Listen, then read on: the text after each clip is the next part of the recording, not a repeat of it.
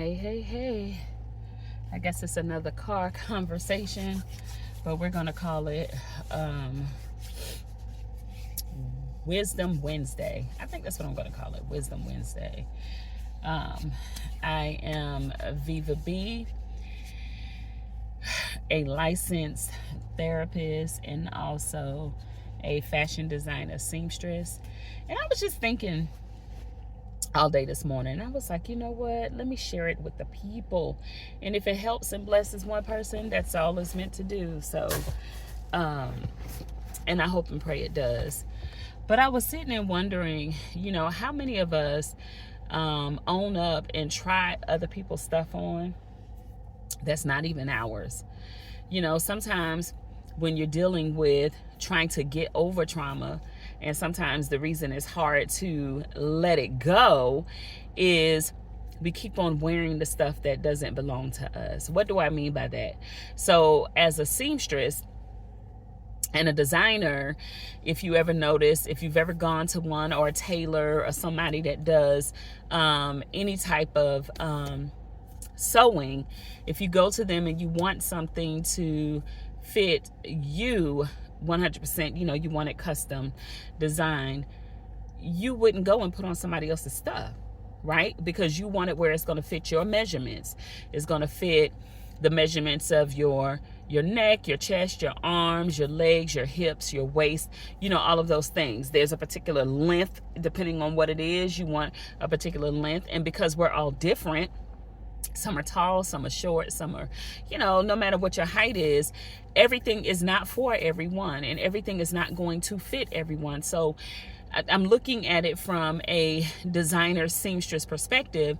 And then when I put on my therapist hat, it's like, you know what? There have been so many times, some of us, it may not be all of you. It may not be all of you. So if it's not you, it's not you. Bless you. Right? But so many times we have put on garments that were not even ours. What do I mean by that? It could have been in your childhood. It could have been in a relationship. It could have been in a friendship. It could have been from someone that you trusted, or even somebody that you didn't like. It could have been an enemy or a frenemy. And these nasty words can be spewed out of other people's mouths. And sometimes we may be guilty ourselves of being the one to spew the words, right?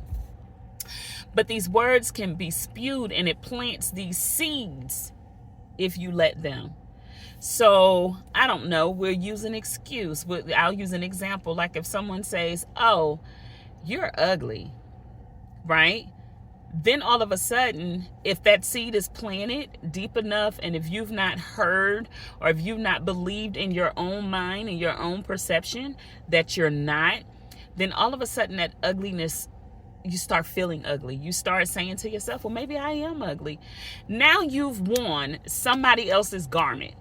I don't care whether they thought you were ugly or not. That's their perception. But that is not for you to put on. That's their coat. That's their dress. That's their pants, their shoes, whatever that garment is. That is not yours. So I told a client, remember, I was having a conversation with a client, and I was like, we're not wearing garments that other people have created for us. And I'm not talking about from a seamstress or a tailor perspective. I'm talking about the garments that they try to force you to wear because that's what their perspective is, because that's what they want to see you in. So they want to see you ugly. They want to see you dumb. They want to see you not make it. They want to see you with all these negative connotations. And then it plants these seeds where you start walking out that self-fulfilled prophecy.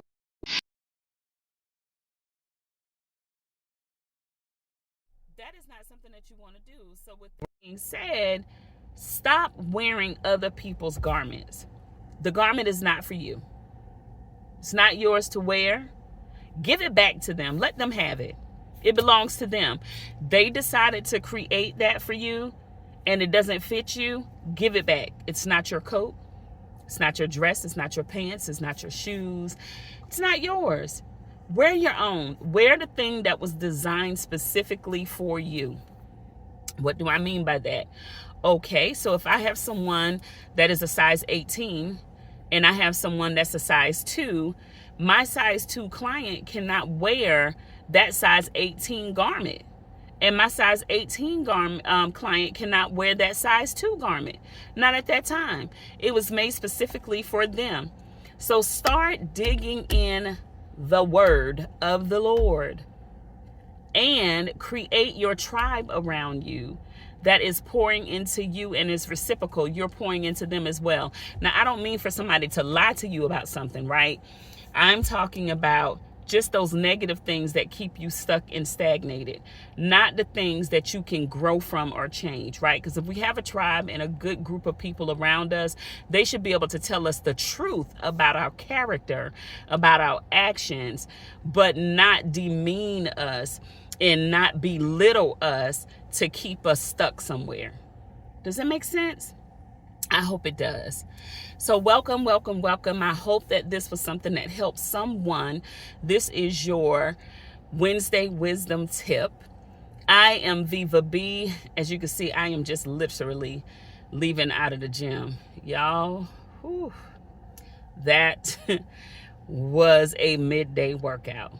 So I'm going home to fuel myself, but I had to get on here before I forget because, you know, life be lifing, and if I don't write it down or immediately do it, it disappears somewhere. So until next time, welcome to Wisdom Wednesday. And again, stop wearing other people's garments. Bye.